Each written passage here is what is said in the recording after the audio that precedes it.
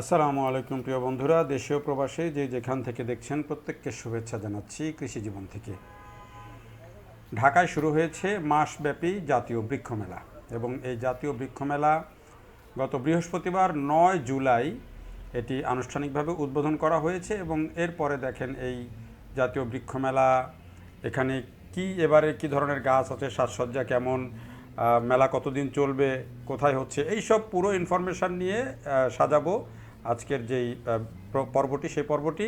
এবং আমরা শুরু করছি, দেখেন এবারের যে বৃক্ষমেলায় প্রবেশের যে পথ, সেই প্রবেশের পথটা কিন্তু একটু আগের বারের চেয়ে ভিন্ন। দেখেন এবার চিনমৈত্রী সম্মেলন কেন্দ্রের যে কোণাটা থেকেই কিন্তু দুই দিকে ভাগ করে দেখেন দুইটা একেবারে মানে ইট বিছিয়ে দেওয়া হয়েছে, যেহেতু বর্ষাকাল, মানুষের হেঁটে যাওয়া আসা বা গাড়ি যাওয়া আসা খুবই কষ্টসাধ্য। এই কারণে দুই দিকে দেখছি যে একেবারে সড়কটা ইট দিয়ে করে দেওয়া হয়েছে। আর এর মাঝখানে দেখেন ওই সুইমিং পুলের ডিজাইন করে সেখানে সুন্দর একটা পরিবেশ তৈরি করা হয়েছে, সেখানে সুইমিং পুলের মতো করা হয়েছে এবং এখানে চারিদিকে ঘাস দেওয়া হয়েছে, গাছ দেওয়া হয়েছে, সবুজায়ন করা হয়েছে।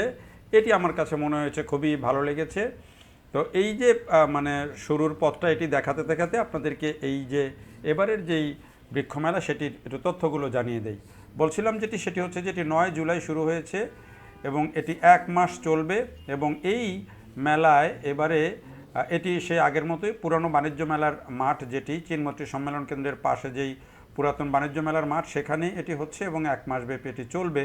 এটা হচ্ছে ইনফরমেশান। কারণ বেশিরভাগ মানুষই বারবার যে প্রশ্নটি রাখেন যে ভাই মেলা কোথায় হচ্ছে, ভাই কবে শুরু হয়েছে, ভাই কবে শেষ হবে, কমেন্টে গিয়ে এই ধরনের প্রশ্ন করেন। কিন্তু আমি ইনফরমেশনগুলো দিয়ে দিই শুরুতেই যে আসলে মেলাটা কোথায় কবে শুরু হয়েছে, কতদিন চলবে। তো এবারে দেখেন মেলায় ঢোকার আগেই হাতের বাম পাশে এখানে যেখানে আগে গাড়ি পার্কিং টার্কিং করা হতো সেখানে বেশ ভালোভাবে সুন্দর করে সবুজায়ন করা হয়েছে এবং এখানে দেখেন একটু দৃষ্টিনন্দনভাবে ওই যে পাহাড়ি আবহ তৈরি করা একটা ফুটিয়ে তোলা হয়েছে, যাতে শুরুতেই সবার দৃষ্টিতে জিনিসগুলো পড়ে। এখানে সম্ভবত একটা ঝর্ণা, ছোট একটা ঝর্ণা সেট করা হবে যতটুকু বোঝা যাচ্ছে। আর সাজসজ্জার কাজটা কিন্তু এখনও চলমান আছে, যদিও মেলা উদ্বোধন হয়ে গেছে, বেচাকিনা শুরু হয়ে গেছে, কিন্তু সাজসজ্জা বিভিন্ন জায়গায় যেই এখনও শোভাবর্ধনের কাজ সেটি চলছে। যে দেখেন আমি যখন ভিডিও করছিলাম তখনও কিন্তু সৌন্দর্য বর্ধনের কাজ চলছে। মেলাটা শুরু হয়েছে বৃহস্পতিবারে, আমি ভিডিওটা করছি ৯ তারিখে আর আমি ভিডিওটা করছি ১১ তারিখে। আর যেদিন ভিডিওটা করছি সেই দিন আসলে বৃষ্টি হচ্ছিল সারাদিন এবং আকাশ মেঘলা ছিল, সে কারণে হয়তো একেবারে চকচকে যে একটা চেহারা ছবির মধ্যে সেটি পাচ্ছেন না। কিন্তু এই যে মানে ঢোকার শুরুতেই যে সৌন্দর্যটা, আমার কাছে এটি ভালোই বেশ দৃষ্টিনন্দন মনে হয়েছে। এবং যখন এখানে বাচ্চারা আসবে, বড়রা আসবে, শিশু কিশোররা আসবে, তখন কিন্তু ওই জিনিসটা দেখে বেশ মজা পাবে। আর এইখানে ওই যে ইনফরমেশন সেন্টারের মতো করা হয়েছে যেখানে আসলে উদ্বোধনী অনুষ্ঠানটি হয়েছিল, এখানে প্রধানমন্ত্রী তারেক রহমান তিনি এটি উদ্বোধন করেছেন, মেলা পরিদর্শন করেছেন, সেই ভিডিও নিশ্চয়ই আপনারা দেখেছেন। এবং এখানে তথ্য কেন্দ্র আছে, সেখান থেকে তথ্য পাওয়া যাচ্ছে। এর ভিতরে বিভিন্ন দেখলাম যে কালচারাল প্রোগ্রাম হচ্ছে, সেটি ভালো বিষয়ে পরিবেশ সচেতনতামূলক বিভিন্ন কার্যক্রম এখানে আছে। তো এবারের যে মেলা, সেই মেলার মূল প্রতিপাদ্য আসলে বৃক্ষরোপণের সাজাই দেশ, সবার আগে বাংলাদেশ, যেটি নতুন সরকার তারেক রহমানের নেতৃত্বে বিএনপি যে সরকার, সেই সরকারের যেটি মূল স্লোগান সবার আগে বাংলাদেশ, তার সাথে মিলিয়েই এবারের বৃক্ষমেলার যে আয়োজন সেটিকে মিলানো হয়েছে যে বৃক্ষরোপণের সাজাই দেশ, সবার আগে বাংলাদেশ, সেভাবে করা হয়েছে। আর এই যে এটি হলো তার যে বৃক্ষমেলার যে মূল গেট, আমরা প্রতিবার যেই গেটটা দেখি সেই গেট এটি। এর বাইরে কিন্তু পূর্ব দিকে এবং পশ্চিম দিকে দুইটা আরও বড় গেট আছে, সেখান দিয়েও কিন্তু বের হওয়া ঢোকা যায়, গাছ নিয়ে যাওয়া যায়। তবে এবারে বেশিরভাগ গাড়ি দেখলাম রাখা হয়েছে ওই চিনমৈত্রী সম্মেলন কেন্দ্রের ঠিক পশ্চিম পাশটায় যে গ্যাপটা, ওই গ্যাপের মধ্যে, এবং ওইখানে একটা গেট আছে, সেখান দিয়ে মানুষজন ঢুকছে, গাছ নিয়ে বের হচ্ছে, গাড়ি রাখছে সেখানে।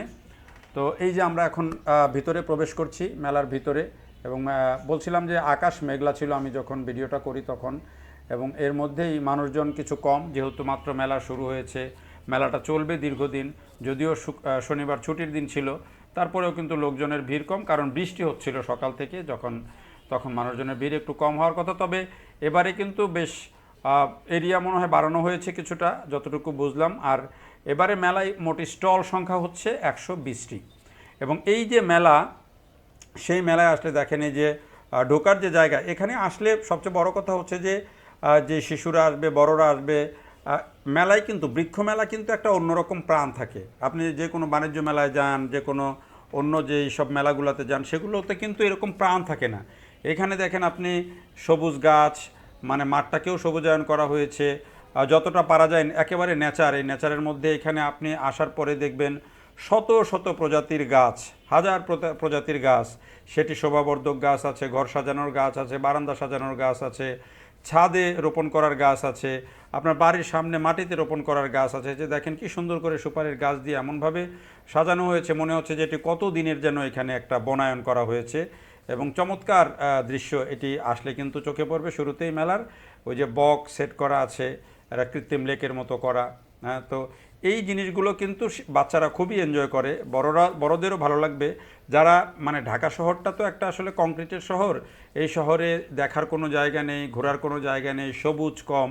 সেই জায়গায় মানে এই 1 মাসের একটা বৃক্ষমেলা, এটা কিন্তু বিরাট একটা কাজ, বিরাট একটা, আমি মনে করি যে একটা ভালো লাগার জায়গা। এবং এখানে আসলে শিশুরা যেমন দেখতে পারবে, বড়রা দেখতে পারবে, তারা বিভিন্ন গাছের সাথে পরিচিত হতে পারবে।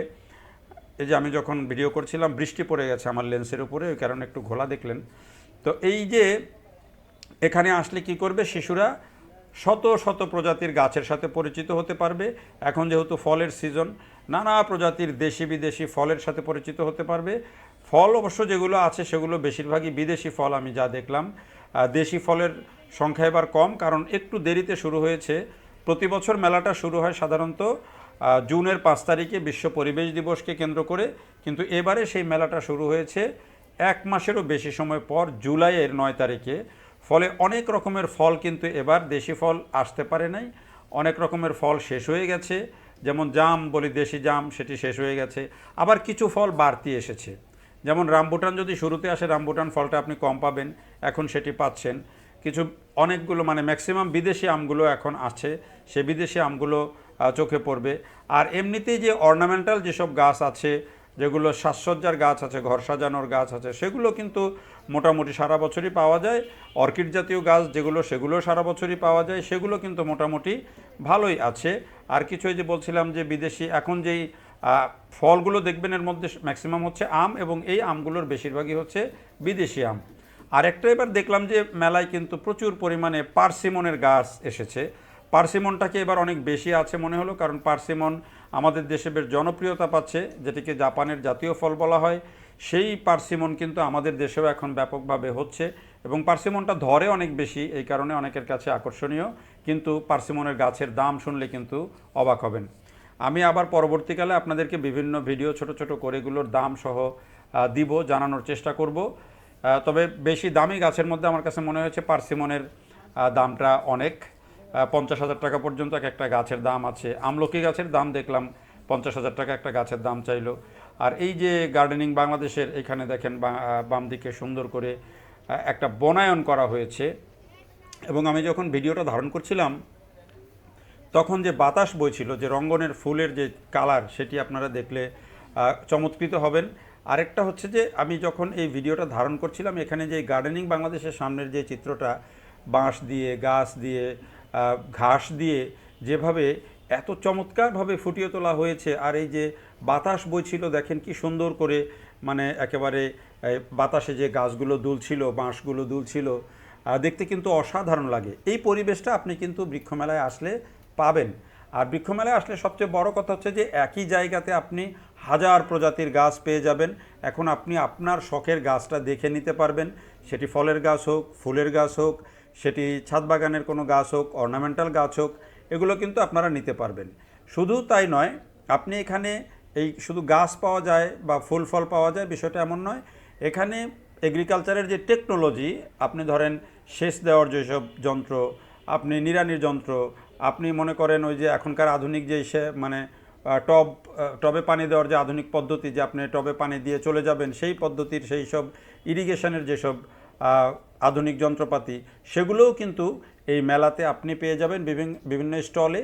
এর বাইরে বাঁশ, বেতের, দেশীয় যে বিভিন্ন কারুশিল্প, সেগুলোও কিন্তু আপনি এখানে অনেক কিছু পেয়ে যাবেন। তো এই জিনিসগুলো সবই কিন্তু হচ্ছে এই একটা বৃক্ষমেলায় আসলে আপনি পাবেন। তো যেটি আমি বারবার করে বলি যে বৃক্ষমেলাটা হচ্ছে একটা প্রাণ থাকে, একটা মানে যেসব মানুষের কিন্তু গাছের প্রতি নেশা আছে, যে যাদের মানে ফুল ফলের প্রতি নেশা আছে, তারা কিন্তু এই মেলায় আসেন। তো মেলাটা যেহেতু দীর্ঘ 1 মাস ধরে চলবে, এখনও মেলার পুরো প্রাঙ্গণ পরিপূর্ণভাবে সেজে ওঠেনি, এখনও সাজসজ্জার কাজ চলছে, অনেক স্টল এখনও তাদের নতুন নতুন আইটেম আনছে, যুক্ত করছে, দেখাচ্ছে।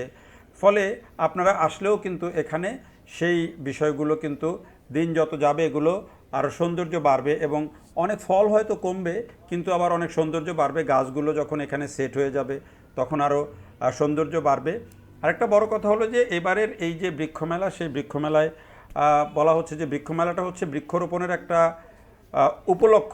এই মেলাটা ঢাকায় হচ্ছে 1 মাস ব্যাপী, 7টা বিভাগীয় শহরে হচ্ছে 15 দিন ব্যাপী হবে, 56টা জেলা শহরে হবে 7 দিন ব্যাপী, অনেকগুলো উপজেলায় হবে 3 দিন ব্যাপী। এভাবে সারা দেশেই কিন্তু এই বৃক্ষমেলাটা ছড়িয়ে আছে, হচ্ছে, এবং এই মেলাগুলো থেকে মানুষজন কিন্তু গাছ নিয়ে রোপণ করতে পারছেন।